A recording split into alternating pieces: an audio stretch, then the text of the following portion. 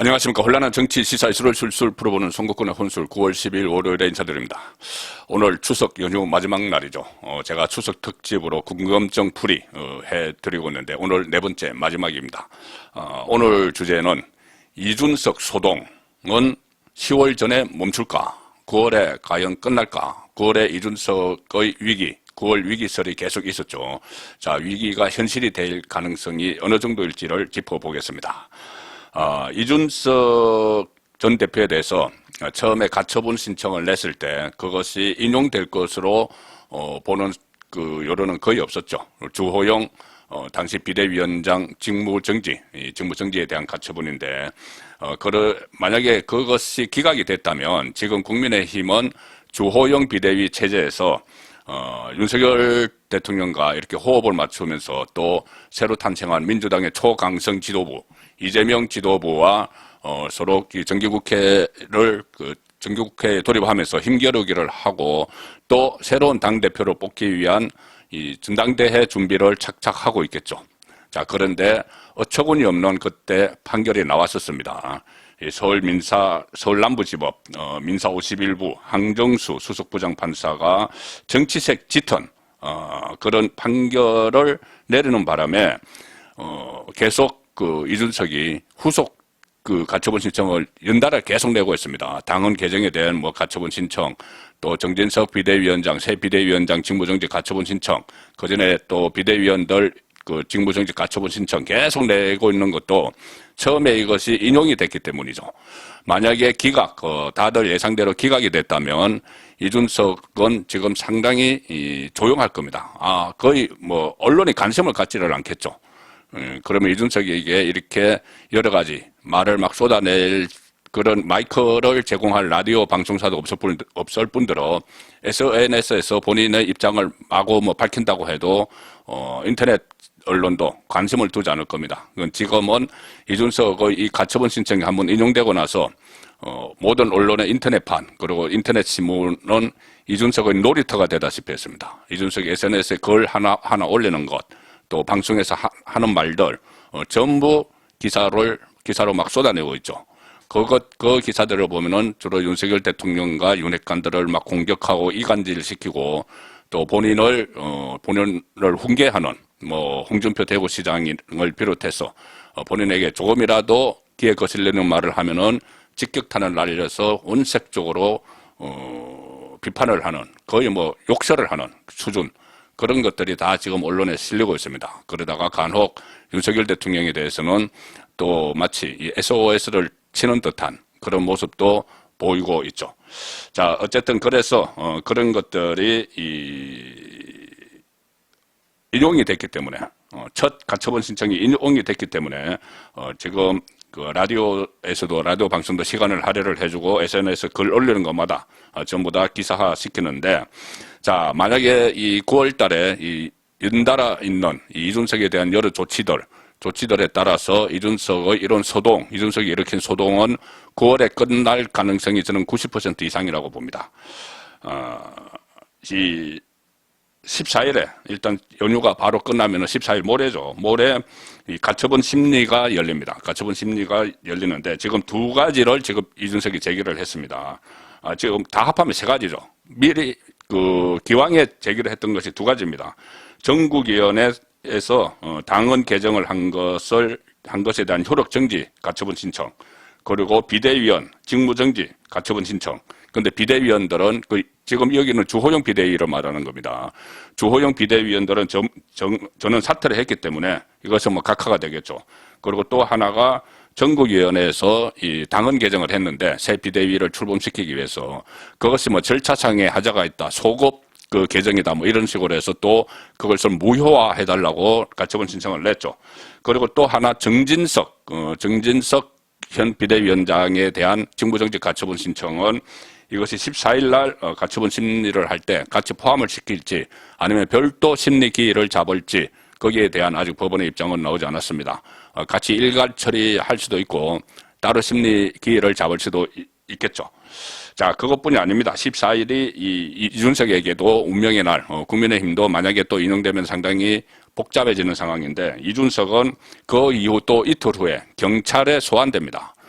성접대 의혹, 그리고 증거인멸 교사, 그리고 무고, 이 중에서 뭐 성접대 의혹은 이 공소시효가 지났다고 쳐도 증거인멸이나 무고에 대해서는 아직 경찰 수사가 남아있죠. 그리고 성접대 의혹이 공소시효 때문에 성매매 방지법은 5년, 그리고 알선초제 7년인데 그것 때문에 처벌은 못한다고 해도 경찰이 수사해서 그 당시에 그런 일이 있었다고 적시를 하면은 이준석은 정치 생명을 이어갈 수가 없습니다.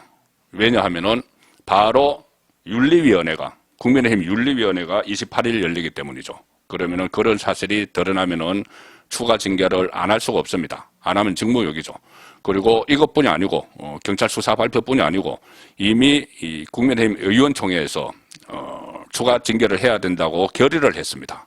이 윤석열 대통령에 대해서 개고기 발언을 하고 또 뭐 절대자, 신군부 이런 발언을 한 것 때문에 품위유지 위반, 그래서 추가 징계를 의결을 했기 때문에 무조건 추가 징계를 해야죠. 추가 징계 당원권 정지보다 더 중하게 하도록 되어 있는데 당원 윤리 규정에 더 중요한 것은 제명밖에 없습니다. 그리고 또 이 상황에서 당헌 개정에 대한 효력 정지, 이것이 기각이 될 경우에 지금 당헌을 개정을 했죠. 맞춤형으로 당헌을 개정했는데 그것이 기각이 되면은 정진석 새 비대위원장에 대한 직무정지를 인용할 수가 없는 거죠.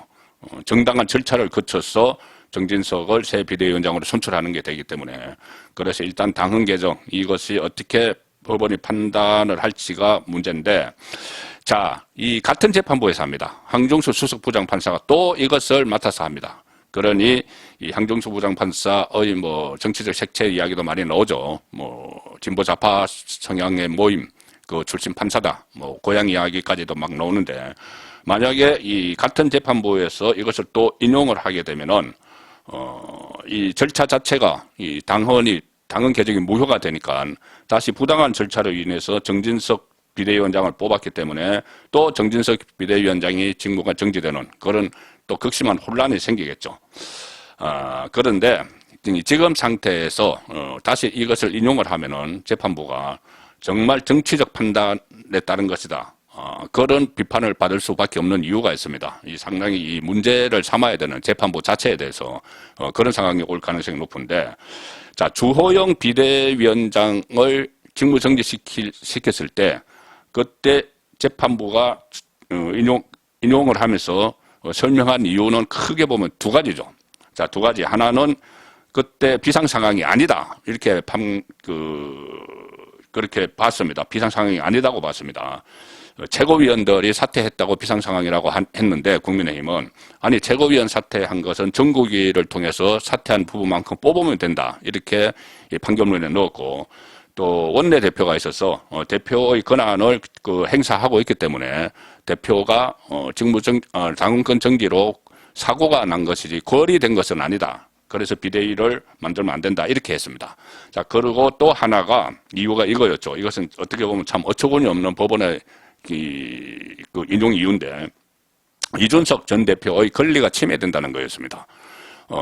조기 전당대회가 열려서 새로운 대표가 선출이 되면은 1월 8일이 지나면은 6개월 당원권 정지 기간이 끝나서 이준석이 당대표로 복귀를 해서 1월 8일, 1월 9일 날 복귀를 해서 다음 6월까지, 내년 6월까지 임기를 마쳐야 되는데, 그 전에 비대위가, 주호영 비대위가 새 지도부를 선출을 해버리면 이준석이 갈 곳이 없다. 그래서 이준석이 권리가 침해된다. 그것이 또 인용 사유의 하나였습니다.